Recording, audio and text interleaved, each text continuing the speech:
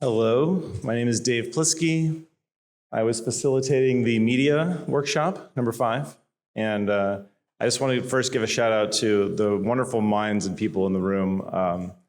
It was a great conversation over 2 days, and I am by no means the expert on any of this. This is me just reporting what we discussed in the room. So, without further ado, we started by discussing what are the aims of Christian storytelling. Before we even get to AI, what are we actually trying to do when we tell stories?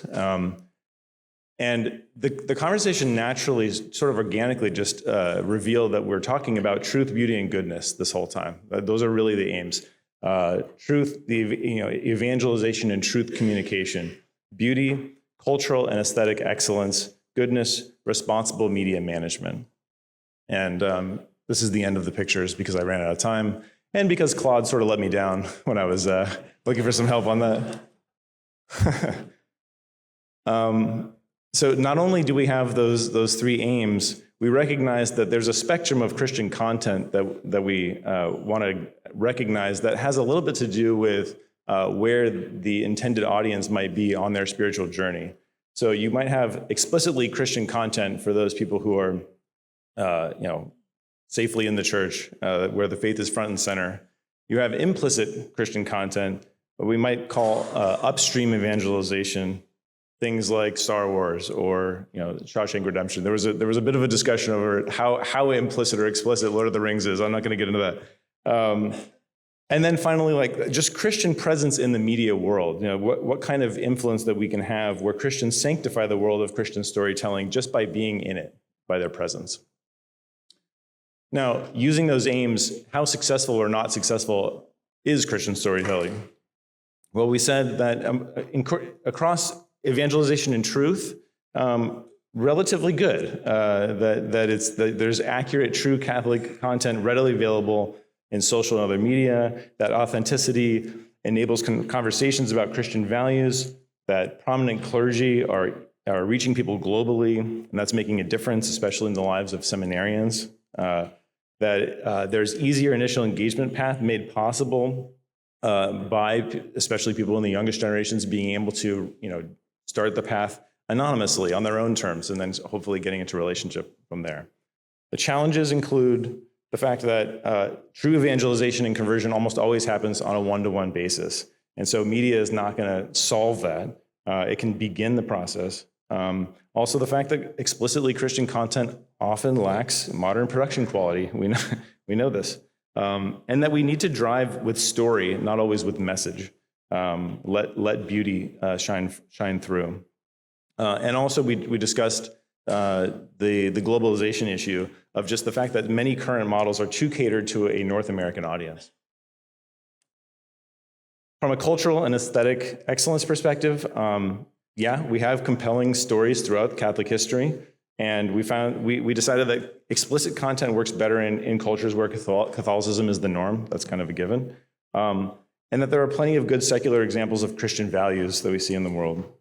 A challenge is that we're not making nearly enough high-quality Christian content, particularly implicit Christian content. And that creates a vicious cycle where without many successful examples to show investors, it seems risky. In terms of responsible media engagement, good examples exist. We have the Jordan Petersons and the Jonathan Haidts of the world, and the Holy Spirit is clearly working in secular spaces. The challenge is that this is difficult territory to navigate well, considering that the agency each person has in doing so. So then we talked about how AI can help or hurt this situation. The promise of AI in Christian storytelling is, and by the way, at this point, we're talking about kind of immediate, short-term sort of things. We didn't want to get too far into predicting where AI would take Christian storytelling, even in the sort of not too far future. So this is really about what we have today. There's a democratization, right? The AI obviously makes it much cheaper, much easier for people to do all kinds of things that they never were able to do with a single person in front of a screen. Enhanced capabilities. I think we're all familiar with all the augmentation that AI is doing across industries, and media is no different. Practical applications. This can range from everything from the logistical, administration tasks of priests being freed up to be able to tell those stories that they need to tell.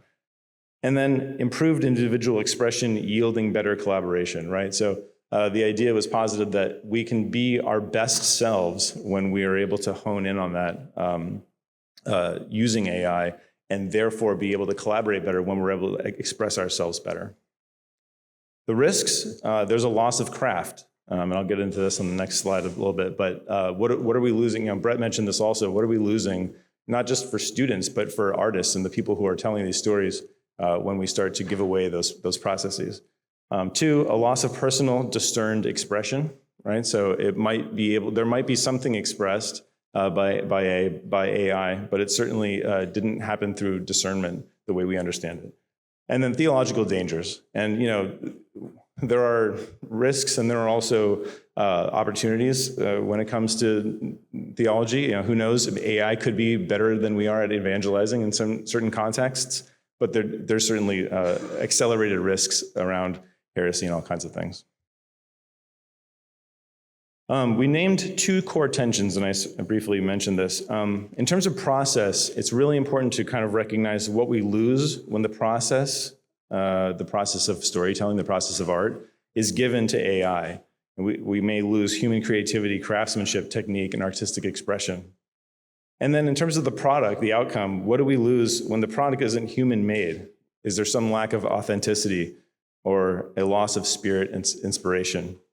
And in both cases, those aims that we mentioned, the good, the true, and the beautiful, are at stake. The other thing I want to call out that we didn't get to have enough time with, but that is very important. A lot of this is around the creation of content and the consumption of content in terms of storytelling. But distribution is even more important, and the barriers to entry are higher than ever. And there's a serious bias, as we know, against Catholic and Christian stories and storytellers. And that unresolved question is whether distribution is best solved with or without creating more walled gardens, which can be helpful and have problems. And the answer is likely both, but it's really not a nut we're able to crack during this time. In terms of the guardrails that should be put in place in order to make sure that we are using AI responsibly and well in terms of Christian storytelling, 1, that the end goal, if not the immediate goal of Christian storytelling, should always be to bring the receiver into ecclesial community. 2, that the human can never be removed entirely from the process of AI-involved Christian storytelling, because the human needs to be the one to determine if the goal has been achieved. And 3, AI-generated content, and especially Christian stories, should always have a clear human owner. So, for next steps, we identified 6. 1, all Catholics should use the AI tools and use them prayerfully, and let them be trained on our usage and work so that the tools may continue to grow in Catholicity, particularly truth, beauty, and goodness. 2, and this really speaks to getting at the fear that the church often has of adopting new things. We're not saying do it blindly. There's much to be tentative about when it comes to the use of AI, but we want to make sure that the Catholic voice does not get drowned out because of a lack of adoption. 2, that all Catholics should learn media mindfulness from a human and a spiritual development perspective, and they should become more aware of the kind of biases that each company and model introduces. 3, that Christian storytellers should receive particular formation as relates to making good and appropriate use of AI, so that they will be prepared to apply virtuous reasoning, so formation. That hopefully will facilitate and lead to Christian storytellers continuing to encounter the love of Christ more and more deeply through retreats, accompaniment groups, etc., so that they do live and create virtuously. 5, Christian storytellers should take advantage of AI tools to do the things that they never have been able to do and never would be able to do without them, like translations, message personalization, and all the things that we haven't even imagined yet. And 6, that this media group, and so kind of our continuing work that we've decided for ourselves, is that this media group should produce a short manifesto spelling out the tenets of the Christian storyteller. So that's what we plan to take into this year. So thank you, Group 5, and thank you.